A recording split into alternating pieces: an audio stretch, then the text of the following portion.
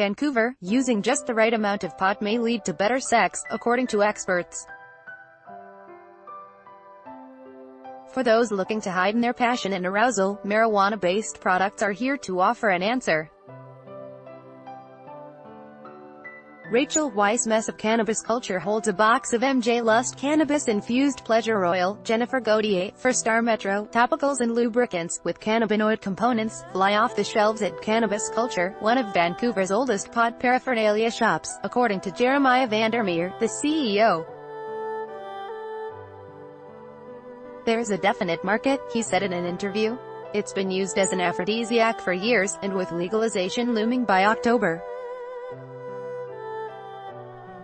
17, the floodgates have lifted with products on the market to help everything from sexual pleasure, sleep aids, pain, anxiety or chronic illnesses." Article continued below. Marijuana and sex will be the topic of a private panel conversation on Wednesday evening, hosted by Dosist, a cannabis-based health and wellness company named one of Time magazine's best inventions in 2016.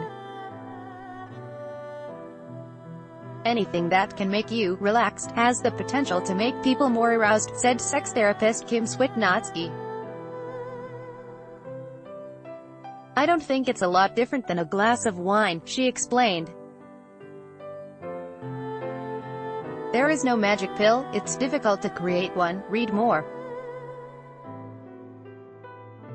Aurora Cannabis signs loan deal for up to $250 million with Bank of Montreal. Officers accused of consuming marijuana edibles while on duty ate chocolate laced with cannabis oil. Documents show sex with robots can save marriages, says UBC professor. Article continued below. Bet too much of a good thing can create a dependence or worse, pressure to perform. Switnotsky warned with women, arousal is much more complex because the female cycle is simply different. "We want instant gratification, but for partners to connect they need to do the work," she said, adding the key to heighten their sexual experience is to feel safe. "And there aren't long-term studies about how weed use works with sex," she added. Josh Kaplan, neuroscientist and panel member, said the interest in cannabis use and sex sparked in the 60s, where scientists surveyed university campuses where respondents said, "Indeed, this makes sex better," then the science dropped off. But a study last year at Stanford University found that there was a high correlation between cannabis use and sexual frequency. Though the study did not prove pot makes for better sex, Kaplan said it does point to how the drug affects the body and brain, particularly in reducing stress and anxieties. Breaking down those barriers to sex can make cannabis a powerful drug, he explained, noting there's evidence it acts as an aphrodisiac. It can influence your reward processing in the brain. That means the brain gears up for excitement, anticipating a potential orgasm, and releases dopamine, a powerful chemical that plays a role in reward processing. There are more than 100 cannabinoids, with varying effects, identified in marijuana. Current research is commonly on tetrahydrocannabinol (THC), the main psychoactive constituent, and cannabidiol (CBD), which is approved to medically treat pain for diseases such as multiple sclerosis and epilepsy. But the biggest challenge is that academic research has fallen behind human use patterns, Kaplan insisted. Studying the human population has been difficult because of federal restrictions in North America, which make it hard to do gold standard clinical analysis, he explained.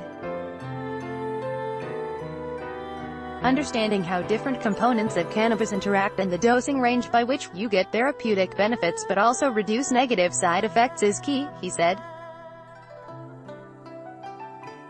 And every plant and product is different. For instance, too much THC can lead to a reduction in libido, which makes dose amounts critical, Kaplan said.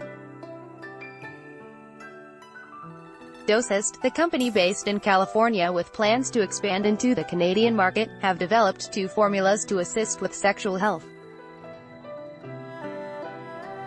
They sell vaporizer pens with specifically 2.25 milligrams of cannabis. But formulas drastically vary, mixing THC and CBD constituents, depending on the desired outcome, such as passion.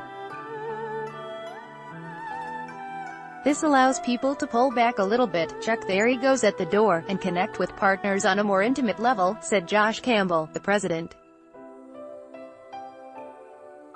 On Wednesday, Health Canada released its regulations for upcoming legalization. But vaporizers and concentrates will not be made legal until a later date, according to a spokesperson from Health Canada. That's why Campbell advocated for dose control to the Senate committee earlier this year, where he said their company was the only at the table currently selling cannabis-based products.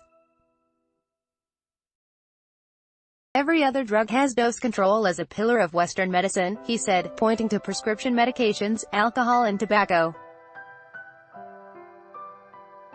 Why don't we take the guesswork out of it, and allow people to pick up products that are much safer solutions? Melanie Green is a Vancouver-based reporter covering food culture and policy.